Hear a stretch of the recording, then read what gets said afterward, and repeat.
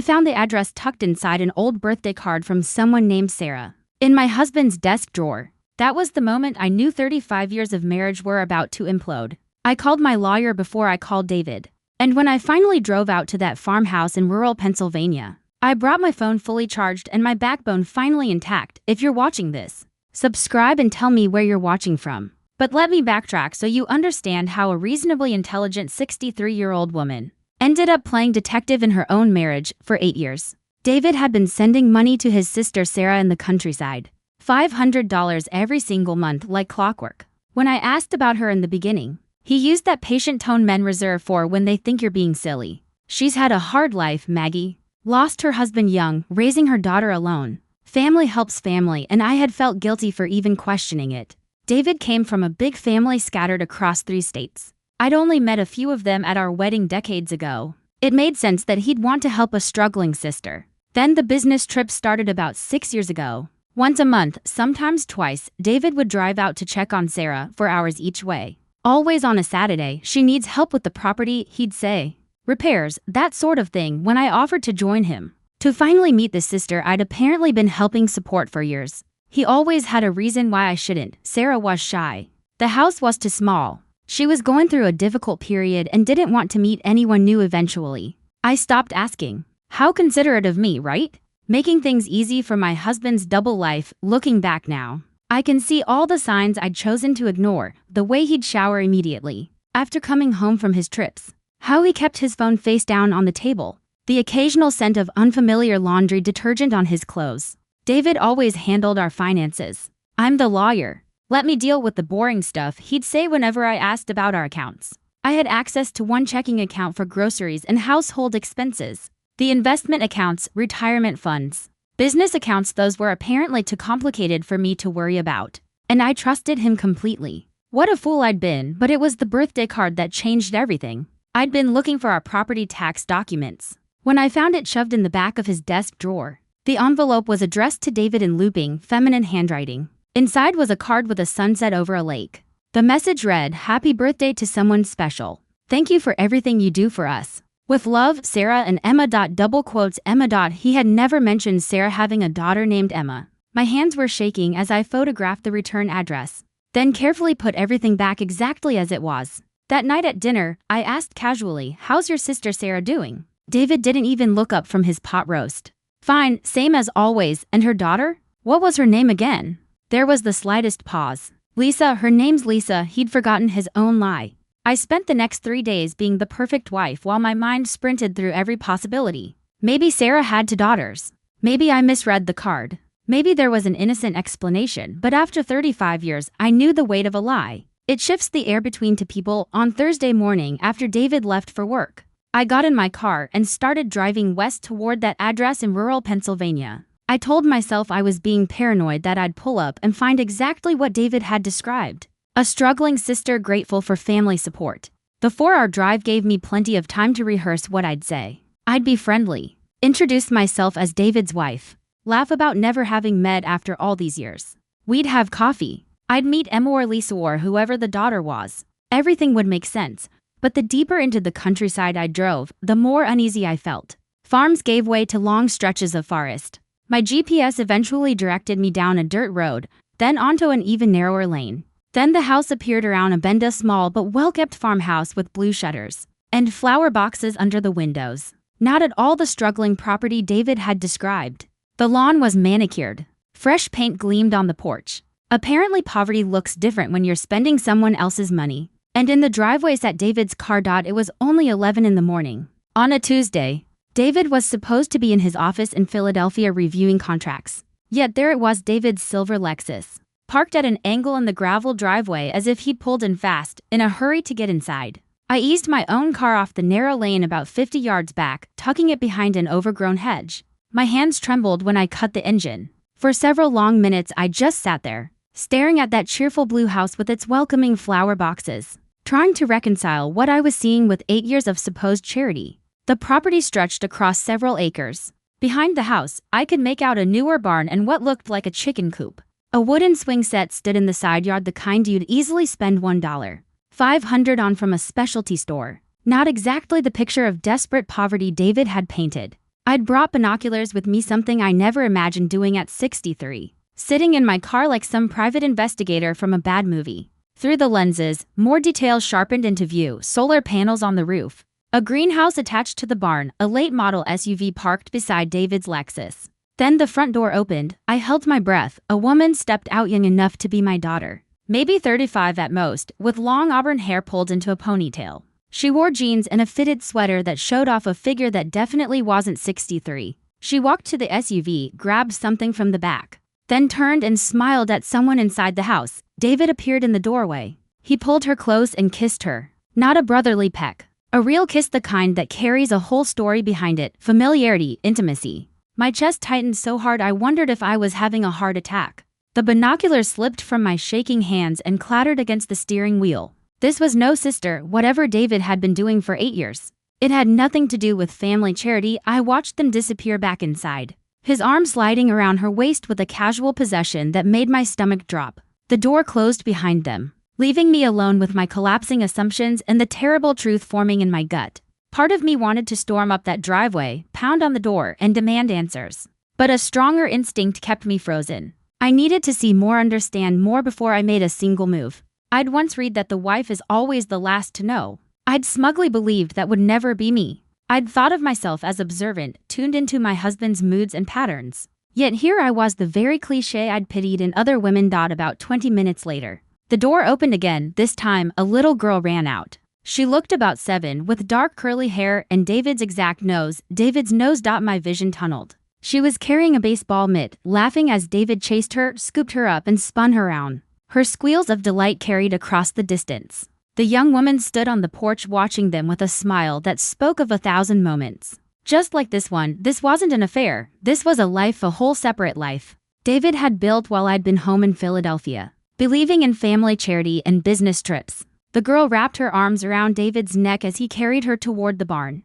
speaking to her with animated gestures. Everything in his body language radiated comfort, belonging, love. I'd been married to this man for 35 years. We'd raised 2 sons. We'd buried both his parents and mine. I'd held his hand through his father's funeral, celebrated every promotion, every milestone, and apparently for at least 8 years, I'd been sharing him with another family. The implications hit me in waves. The money was only the beginning. How many lies had he told? How many late nights at the office were actually spent here? How many business conferences were really long weekends with them? My phone buzzed, a text from David.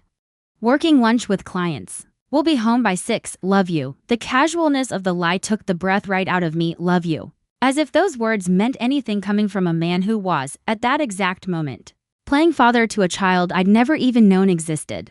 I sat in my car for 3 hours watching David live his other life. The little girl whose name I didn't know.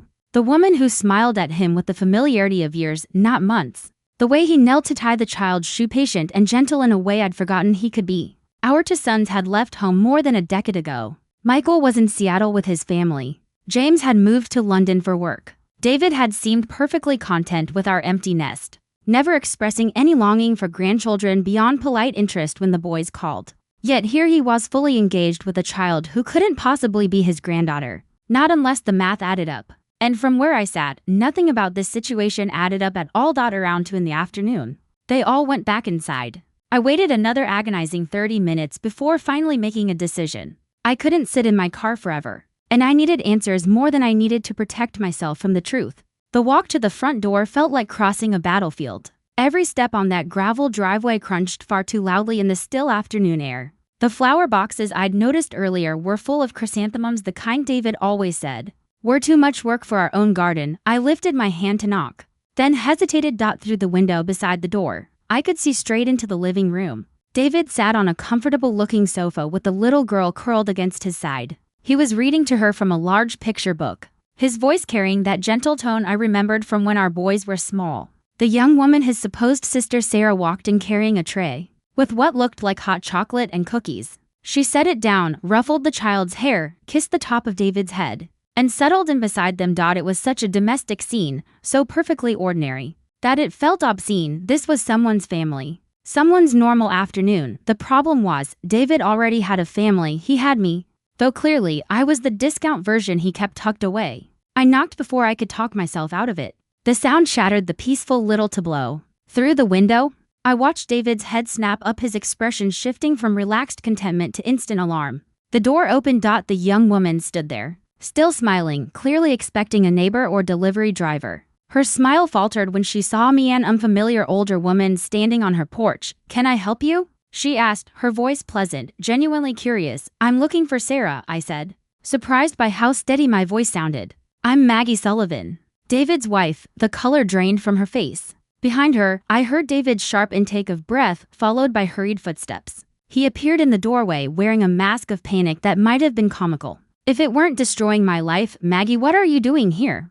"I found your birthday card," I said simply. "From Sarah and Emma." The young woman made a small, strangled sound. "Not Sarah, then." Her name was something else, and she'd just realized the lie had collapsed. "It's not what you think." David began the most cliché sentence ever uttered by a man caught in the act. "You really?" I kept my voice polite, almost conversational. Years of corporate work had taught me that the quieter you speak, the more people lean in to hear you. And I wanted them to hear every word, because what I think, I said evenly. "Is that for 8 years? You've been sending $500 a month to someone who isn't your sister. What I think is that you've been lying to me every single time you drove out here for your so-called charity visits. And what I think is that the little girl in there has your nose, your eyes, and probably your DNA." The young woman's face crumpled and tears started running silently down her cheeks. David looked like he might be sick. "Maggie, please let me explain. Can we go somewhere and talk?" "Oh, I'm not going anywhere," I said. "Not until I understand exactly what I'm looking at." I turned to the woman.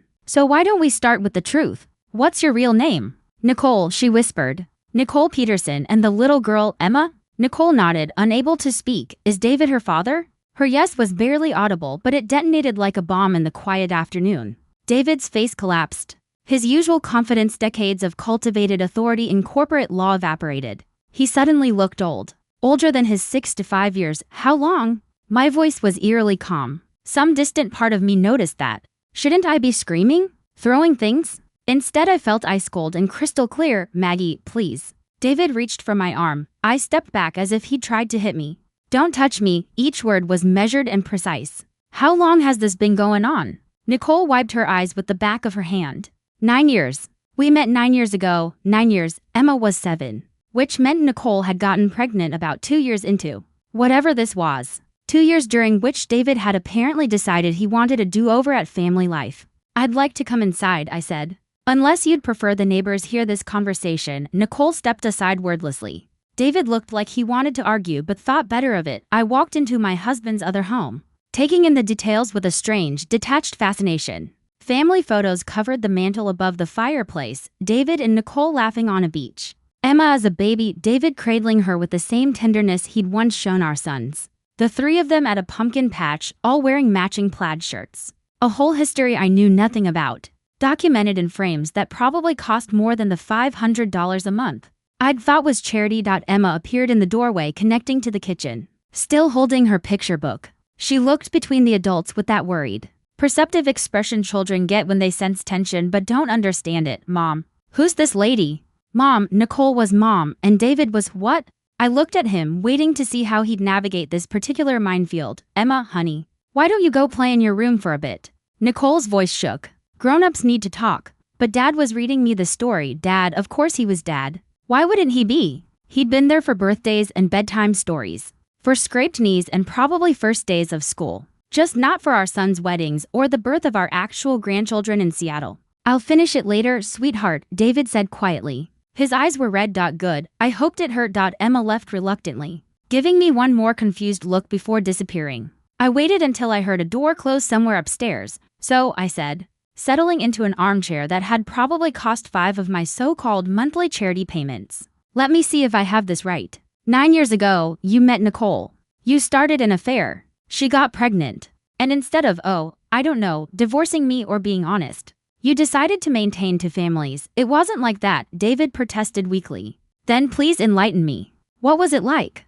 I leaned back in the chair. "Because from where I'm sitting, it looks like you've been playing house with a woman young enough to be our daughter, while I've been home budgeting our tight finances. But I'm sure there's a perfectly reasonable explanation that doesn't make you a lying, cheating fraud." Nicole spoke up then, her voice steadier. "I didn't know he was married." Not at first. That surprised me enough to look directly at her. She met my eyes, and I saw real anguish there. I met David at a farmer's market in town, she said. He told me he was recently divorced, still working through it. We started seeing each other. By the time I found out the truth, I was already pregnant, and you stayed anyway, I said. He said he was going to leave you. That he just needed time to figure things out financially to tell you the right way. Nicole let out a bitter laugh. I believed him longer than I should have, but you're still here, I said. He's still here. And I'm still very much married to him. A heavy silence fell across the room. David stood near the window, his back to both of us, shoulders slumped in defeat. The $500 a month, I said. That wasn't the real number, was it? More silence. David, I'm not leaving here without answers. How much? $2,000. His voice was barely audible. Sometimes more, depending on what was needed. $2,000 a month. For 8 years. Nearly $200,000 pumped into this second life. While I had been carefully budgeting our retirement accounts, the numbers ran themselves through my mind like a calculator I couldn't shut off. 2,000 monthly payments meant $192,000 over 8 years. But that wouldn't be everything, would it? I want to see the full accounting, I said. Every penny you've spent on this situation. And I want to see it now. David turned from the window, his face a mix of resignation and something that almost looked like relief. There's a ledger upstairs in my office. Your office? I nearly laughed. Of course you have an office here. Why wouldn't you? This is practically your primary residence. Maggie, please show me the ledger. David, unless you'd prefer I start calling lawyers right now. I pulled my phone from my purse. Resting it deliberately on my knee, he climbed the stairs like a man heading to the gallows. Nicole and I sat in excruciating silence. Two women whose lives had collided in the worst possible way. She's younger than our son Michael, I thought, and my stomach turned. Did you love him? I asked, surprising myself with the question. Nicole looked up, tears still streaking her cheeks. I thought I did. Maybe I still do.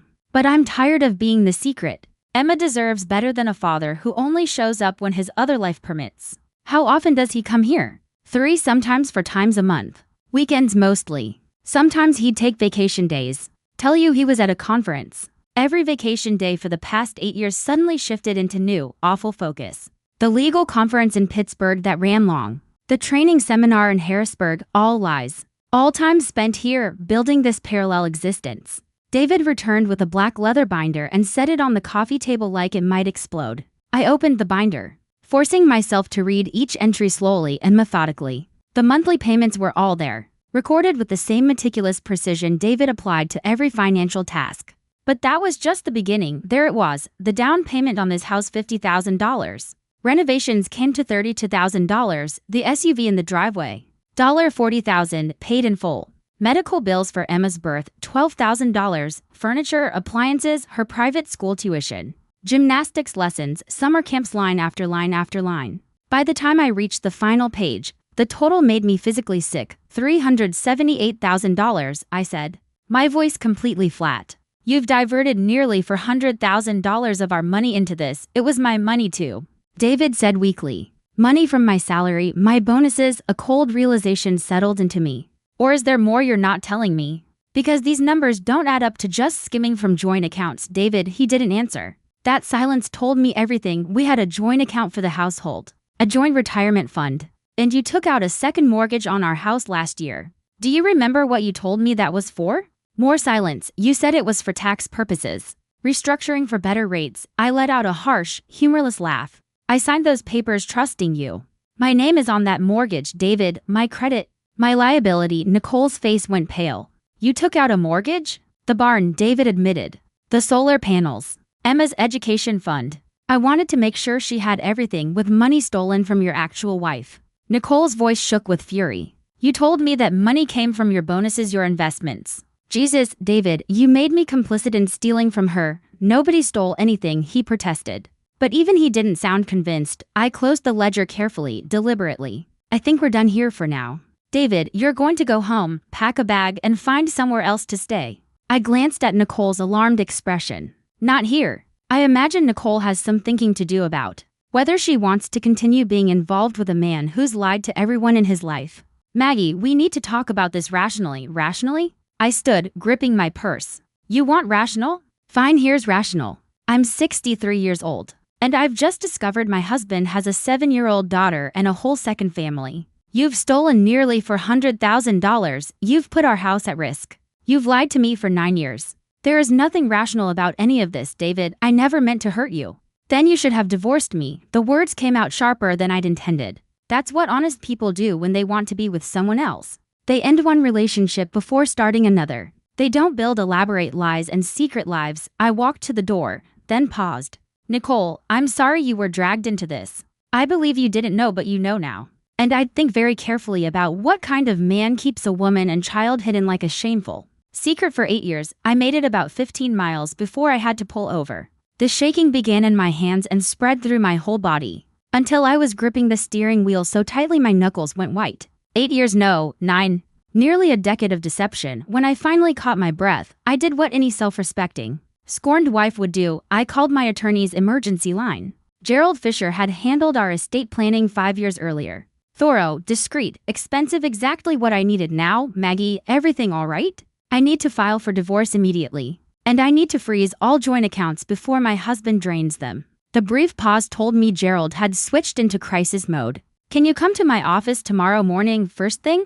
I'll be there at 8, and Maggie, don't discuss anything with David, not finances, not property. Nothing. If he calls, tell him your attorney advised you not to speak with him. I hung up and looked down at my phone. One text from David. Please, can we talk about this like adults? Like adults. The man who'd maintained to families wanted to talk about adult behavior. I didn't respond. Instead, I called our bank and froze all withdrawals above $500 from our joint accounts. It would buy me a day, maybe 2, before David realized what I'd done. Then I drove back to our house in Philadelphia, the home we'd lived in for 28 years. The one that apparently had a second mortgage I hadn't even known I'd co-signed. I walked through the rooms, all of them suddenly feeling like a museum to a life that had never really existed. I called Michael first. It was early morning in Seattle, but this wasn't something I could sit on. Mom? Everything okay? No, honey, I said. Nothing's okay. I need to tell you something about your father. My voice cracked. Can you get James on a 3-way call? You both need to hear this. 10 minutes later, I told them everything. When I finished, the silence on the line was deafening. I'm flying out tomorrow, Michael said at last, his voice tight with rage. Me too, James added. Mom, are you safe? Do you need us to come tonight? I'm safe, I said. Your father is the one who should be worried. I looked around at the house that no longer felt like home. Come when you can. We'll figure this out together. After we hung up, I started packing David's belongings. Not out of drama or revenge, though I'd be lying if I said there wasn't a bitter satisfaction in it. No, I packed his things because Gerald had told me not to discuss anything with David, and I wanted his belongings out of my space before I said something I couldn't take back. By 10 that night, 12 garbage bags sat in the garage. I'd also found 3 burner phones hidden in various drawers, each with texts and photos that confirmed what I already knew. This wasn't just an affair. It was an entire alternate reality. David came home at 10:47. I know because I was sitting in the living room with a glass of wine, watching the headlights sweep across the windows like a spotlight. He came in quietly, like a man expecting an ambush. Your things are in the garage, I said before he could speak. I've booked you a room at the Marriott on Market Street for the next 2 weeks. After that, you'll need to find your own arrangements, Maggie. Please, my attorney has advised me not to discuss anything with you. All communication goes through him from now on. This is insane. We've been married for 35 years. I took a slow sip of wine, meeting his eyes over the rim. Apparently not as exclusively as I thought. I made mistakes. I know that. But throwing away 35 years, you threw them away, I cut in. The moment you decided a secret family was more appealing than being honest with your wife. I'm just cleaning up the aftermath. David slumped into the chair across from me. What do you want? Money, the house? I'll give you whatever you want. What I want, I said quietly, is the last 9 years of my life back. Can you give me that? He had no answer. I want the trust back. The honesty. The marriage I thought I had. Can you give me any of those things? More silence. I found the burner phones, I said. All 3. The texts to Nicole. The photos of Emma's birthday parties, her school plays, her first day of 2nd grade. You were living a completely separate life, David, and the worst part? You were good at it. If I hadn't found that birthday card, how much longer would this have gone on? I don't know, he whispered. Would you have told me when Emma graduated high school? College? Or were you planning to maintain this charade until one of us died? Something in my voice must have broken through whatever defenses he had left. David buried his face in his hands, shoulders shaking with sobs that might once have moved me before I knew. He had spent our retirement savings on another woman's child. Get your things and go, I said quietly. The lawyers will handle the rest." He left without another word. I heard the garage door open, the bags being loaded into his car, then the engine starting. I sat in the living room long after his tail lights disappeared, finishing my wine and planning exactly how I would dismantle the life he built on lies. And somewhere in rural Pennsylvania, Nicole was probably having similar thoughts. Gerald Fisher's office smelled like expensive leather and the kind of confidence that comes from winning. I needed both. He sat across from me, reading through the photographed ledger, his expression growing darker with each page. "This is financial fraud," he said finally. "The second mortgage alone required forged documentation showing joint approval, when you never actually agreed to the terms. That's a felony, Maggie." "I signed the papers," I said, my voice flat. "Papers he misrepresented. You thought it was a refinance at a better rate. He used it to fund his other family. That's fraud." Gerald set the documents down. "We can destroy him criminally and financially." The words should have felt satisfying. Instead, they felt heavy. "I want what's mine," I said carefully. "Everything I'm entitled to under Pennsylvania law. But I also want him to face consequences. He'll lose his law license. The bar doesn't tolerate attorneys committing fraud, especially against their own spouses." Gerald's smile was sharp. "He'll be unemployable in his field." Good. The vindictive thought surprised me with its intensity. David had built his entire identity around being a successful corporate attorney. Stripping that away felt appropriate. "Call it karma with a law degree. There's more," Gerald said, flipping to another section of his notes. "I had my investigator run some preliminary checks. Your husband has been moving large amounts of money for the past 3 months." My stomach dropped. "Where?" "Offshore accounts," Gerald said. "Cayman Islands specifically. He's been liquidating assets, transferring funds." Classic signs of someone preparing to disappear. The betrayal had layers, apparently. David hadn't just been maintaining to families, he'd been planning an exit strategy. "How much so far?" I asked. "About $200,000. There's likely more we haven't found yet."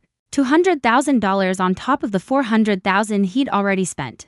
David had systematically gutted our life savings while I'd been blissfully planning our retirement. "Can we get it back?" "Some of it," Gerald said.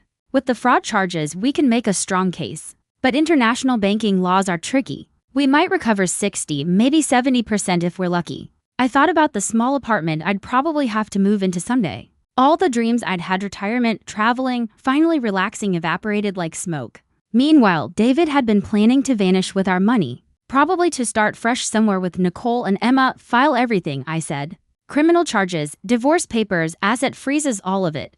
I want him to know exactly what it feels like to have your life demolished by someone you trusted." Gerald nodded approvingly. "Now you're thinking clearly. I'll have the papers ready by Friday." I left his office feeling both powerful and hollow. Revenge was supposed to feel better than this, wasn't it? My phone buzzed. A number I didn't recognize. I almost ignored it, then remembered I had given my number to Nicole before leaving that farmhouse. She'd looked so devastated, so blindsided. We'd exchanged numbers with the understanding that we were both victims in David's web of lies. "Hello, Maggie, it's Nicole. I need to talk to you. There's something you need to know." The urgency in her voice made my pulse spike. "What is it?"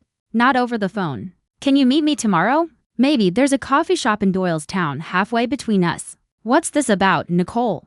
Her voice dropped to a whisper. "I found documents in David's office. Financial records, Maggie. I think he's planning something bad. Really bad." The coffee shop was one of those self-consciously rustic places, reclaimed wood, Edison bulbs, mismatched mugs. Nicole was already there when I walked in, hunched over a corner table with a manila folder clutched to her chest like a shield. She looked worse than she had 2 days ago. Dark circles under her eyes, hands trembling as she pushed a latte toward me, one she'd already ordered on my behalf. "Thank you for coming," she said. "I wasn't sure you would. You said David's planning something." "I need to know what." Nicole opened the folder. Inside were printouts of financial statements, emails, and what looked like legal documents. She spread them across the table between us like evidence at a crime scene. "After you left, I went through everything in his office," she said. "I was so angry realizing he'd stolen from you, lied to both of us." Her voice cracked. "I found these in a locked drawer. I had to break it open. The first document was a new will. David's will, dated 3 weeks ago." I scanned the contents, my stomach twisting with every line. He'd left everything to Nicole and Emma: the house in Philadelphia, his life insurance, his retirement accounts, everything. My name appeared exactly once, in a clause specifically stating I was to receive nothing due to irreconcilable differences and financial disagreements. "He can't do this," I said, though I wasn't entirely sure of the legalities. "We're still married." Pennsylvania has spousal protection laws. Keep reading, Nicole whispered. The next document made my blood run cold. It was a durable power of attorney granting Nicole full control over David's affairs. If he became incapacitated, beneath it were medical records. David had stage 3 pancreatic cancer. The diagnosis was 8 months old. He's dying, Nicole said unnecessarily. 6 months, maybe less. The doctor said it's aggressive. My mind reeled.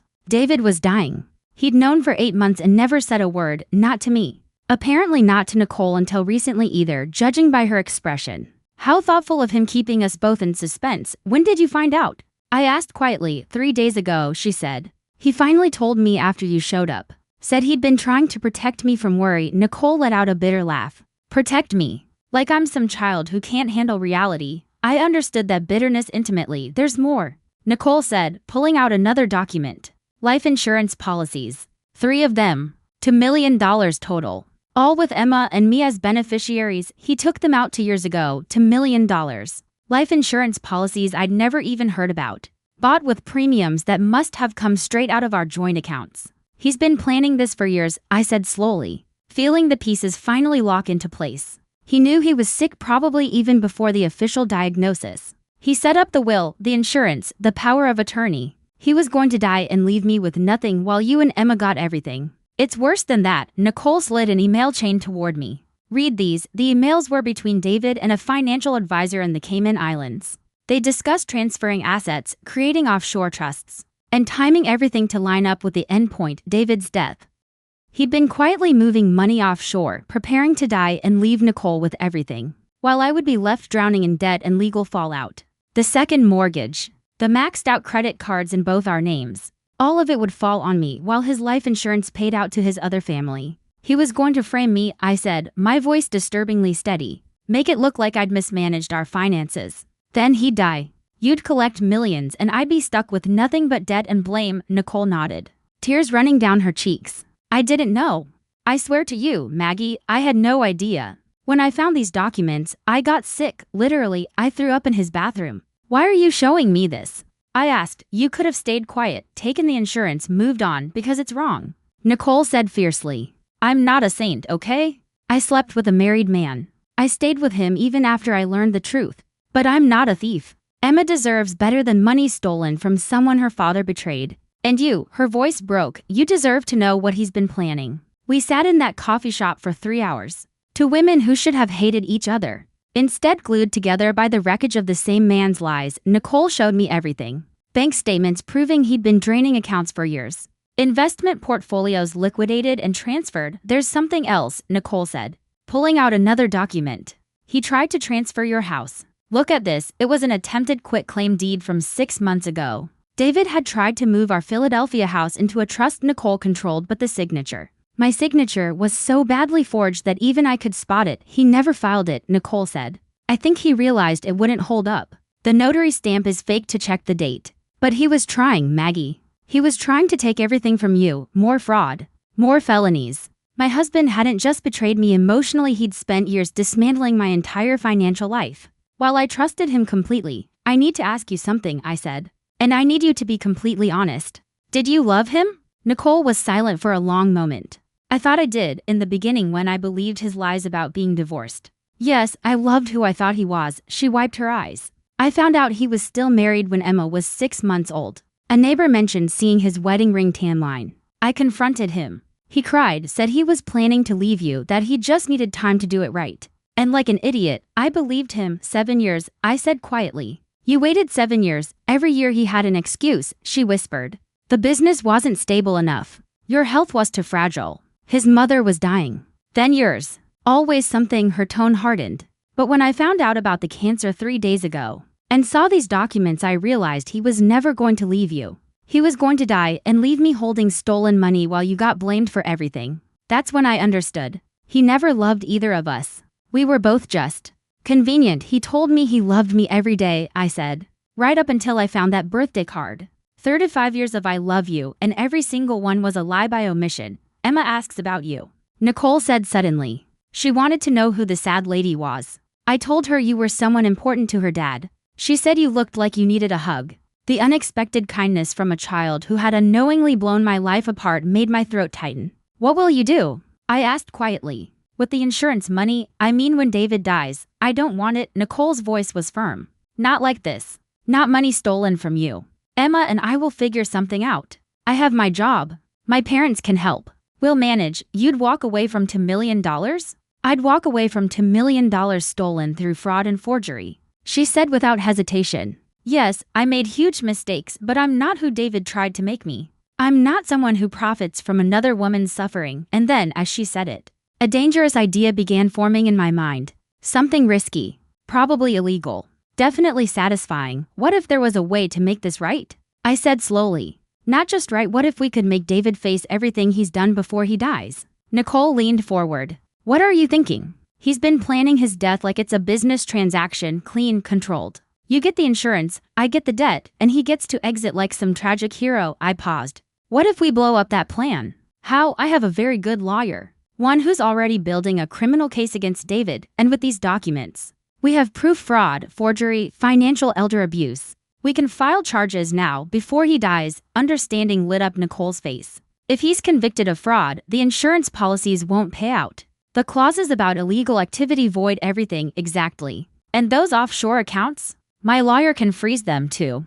David wanted to die thinking he'd secured his daughter's future. Instead, he'll die knowing he destroyed everything he tried to protect. That's brutal. Nicole said. Then, after a beat, I'm in. What do you need from me? Testimony, documentation, everything you found. I hesitated. Then reached across the table and squeezed her hand. And Nicole, thank you for being honest when you didn't have to be, she squeezed back. And thank you for not hating me. I wouldn't have blamed you if you did. I did for about an hour after I left your house. Then I realized you're as much his victim as I am. He lied to both of us, made us complicit in things we didn't even know about. I gathered the documents into a neat stack. But we're not victims anymore. We're witnesses. And we're going to make sure David Sullivan faces consequences for every lie he ever told. Gerald Fisher looked like Christmas had come early when I dropped the folder on his desk. 3 days later, he flipped through Nicole's documents with growing excitement, occasionally letting out a low whistle. This is a prosecutor's dream, he said at last. Fraud, forgery, financial elder abuse, money laundering, insurance fraud. He'll die in prison, Maggie. Even with cancer, even if he only has 6 months, he'll spend them behind bars. The satisfaction I expected still didn't come. Instead, I felt strangely hollow watching my husband's life reduced to a list of crimes. There's something else, Gerald said, his tone shifting. My investigator found another account. One even Nicole didn't know about. He slid a bank statement across the desk. I scanned the numbers, stopped, then read them again. That's $3 million, I said slowly. 3.2 million to be exact, sitting in a bohemian bank under a corporate shell. Your husband's been siphoning money for at least a decade, Maggie. He pulled out more documents. Here's the interesting part. He inherited money from his uncle 12 years ago. Remember the one from Connecticut? I did remember. David had told me it was around $50,000, barely worth mentioning. It was actually $800,000. He told you 50 and pocketed the rest. Then he started using his legal expertise to create offshore entities, moving money through them. Some from his bonuses, a lot from that inheritance, and some from carefully skimming your joint accounts. He's been building this nest egg for years. I thought about our life together, how David always insisted we needed to be careful with money. How he vetoed renovating the kitchen, how he shot down the trip to Italy I always dreamed of. How he lectured me about saving when I wanted to help our sons with home down payments. Turns out we could have afforded Italy and more. We just couldn't afford David's hobby of maintaining secret families and offshore empires. Can we recover it? I asked, with the criminal charges and Nicole's cooperation? Yes, most of it. The courts will order repatriation as part of restitution. It'll take time, but you'll get it back, $3 million. All the sacrifices. All the years of being told no, we can't afford that, all of it built on lies. File the charges. I said. All of them. Today, Gerald made a call. Things moved fast after that, though not as fast as I wanted. Legal processes never do. By the end of the week, federal marshals arrested David at his office. The Bar Association suspended his license pending investigation. His firm issued a careful statement about alleged improprieties and put him on administrative leave. The preliminary hearings took 3 weeks. David's lawyer pushed for delays, citing his health. We pushed back harder. Gerald was relentless. I watched it on the evening news, my husband in handcuffs, doing the perp walk through a crowd of reporters. He looked smaller, shrunken, somehow reduced without his tailored suits and practiced charm. Michael and James had flown in and sat on either side of me on the couch. We watched together as their father was led into the courthouse. Nicole called that night. Emma saw it on TV, she said. She's confused, asking why the police took her daddy. What did you tell her? The truth, an age-appropriate version, Nicole said softly. I told her he made serious mistakes and now has to face the consequences. She cried for an hour, guilt twisted in my stomach. I'm so sorry. I never wanted to hurt Emma. I know, Nicole said. And honestly, she needs to learn that actions have consequences, even from people we love. She paused. There's something else. David's lawyer contacted me. He wants to make a deal. What kind of deal? He'll plead guilty to everything. Agree to full restitution. But only if we both agree not to testify at trial. He doesn't want Emma watching months of court proceedings. She took a breath. And he's asking for house arrest with hospice care instead of prison. His doctors say he has less than 3 months now. The cancer is spreading fast. The federal prosecutor is willing to allow it since he's terminal and a first-time offender. But only if we both consent. What did you say? I said I needed to talk to you first. We're in this together now. I thought about Emma crying over her father's arrest. About David dying alone in a cell versus dying at home. About whether justice required destroying him completely or if there was another kind of justice. Tell his lawyer we'll consider it, I said finally. But I want more than restitution. I want a full accounting, every lie, every dollar, every secret written and notarized. And I want David to tell our sons the truth himself. Every bit of it. That's fair, Nicole said. I'll let them know. The meeting happened in Gerald's conference room 2 weeks later. David looked awful. The cancer had clearly advanced. He'd lost at least 30 pounds. His skin was gray. His movements slow and painful. Part of me felt pity. The larger part remembered the hidden millions, the lies, the years of manipulation. My son sat on either side of me. Michael and James had taken family leave from work and stayed in Philadelphia. Both looked stunned, flickering between fury and heartbreak. David sat across from us with his lawyer. Nicole sat at the far end, a quiet witness to the reckoning. You wanted the truth, David began. His voice raspy. Here it is. All of it. For 2 hours he talked. He told them about meeting Nicole at a farmer's market 9 years ago. About how the affair turned into a relationship, then a pregnancy. How he convinced himself he wanted to be a father again, more present, more engaged.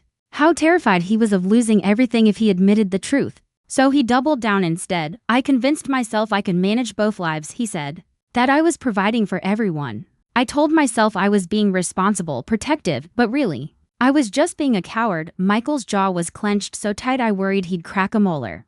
James had tears running down his face in silence. The money? I asked. David pulled out a thick document. Every account, every transfer, every dollar. It's all here.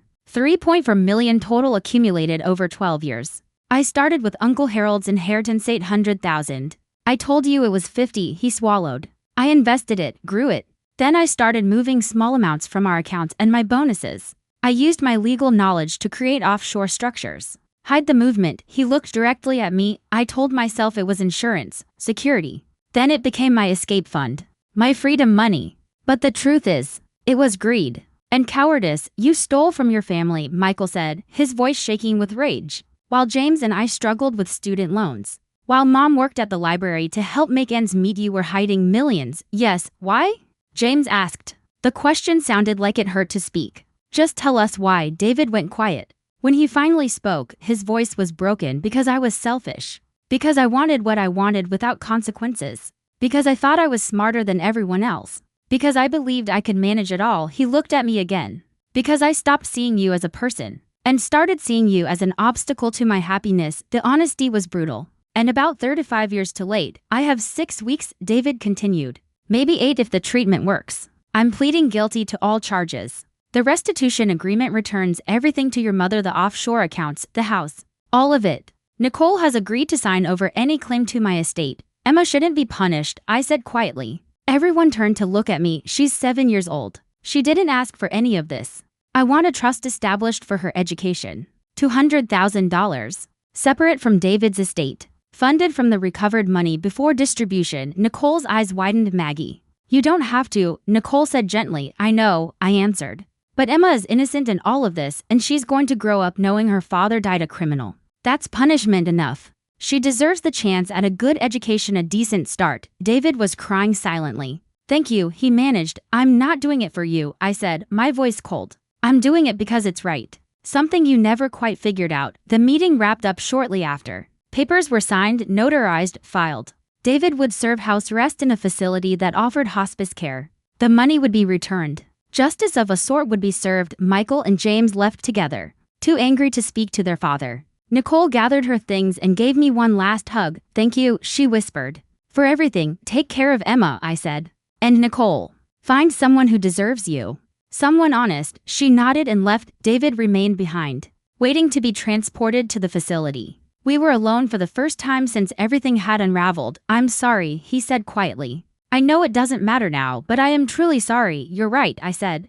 "It doesn't matter. Sorry doesn't give me back 35 years. Sorry doesn't erase the humiliation or the betrayal. Sorry is just a word, David, and you've proven that words mean nothing." I walked out of that conference room with my head high, $3 million richer and infinitely lighter without the weight of his lies.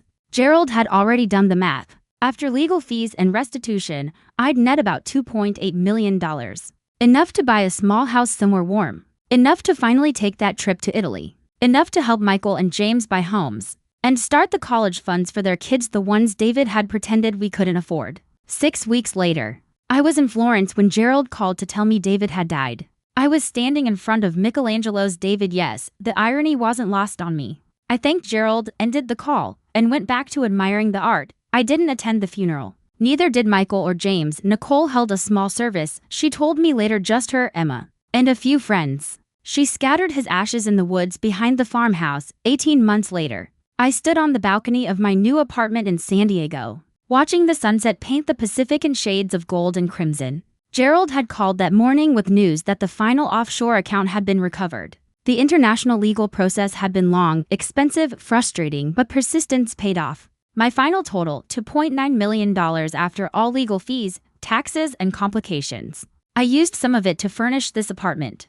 More went into trusts for my grandchildren. Michael used his share to pay off his mortgage. James invested his. Emma's education fund sat safely with an independent trustee, ready for her college years. The revenge I'd fantasized about in those first angry days had morphed into something better. Freedom. Freedom from lies. Freedom from a man who'd seen me as an accessory rather than a partner. Freedom to finally live on my own terms. My phone buzzed, a text from Nicole, who had somehow become an unlikely friend. "Emma started 3rd grade today. Sent you a photo." The picture showed a smiling little girl with a backpack almost as big as she was. She had David's nose, Nicole's eyes, and absolutely none of the blame for the chaos her existence had caused. I sent back a heart emoji and a message of congratulations. Then I poured myself a glass of wine, turned on some jazz, and watched the sun slip into the Pacific. Somewhere, David was gone. His lies were gone with him. His carefully constructed double life had finally collapsed into truth. And me? I was completely gloriously free. The sunset was beautiful. The wine was excellent. And for the first time in 35 years, my life was entirely, wonderfully my own. Thanks for listening. Don't forget to subscribe and feel free to share your story in the comments. Your voice matters.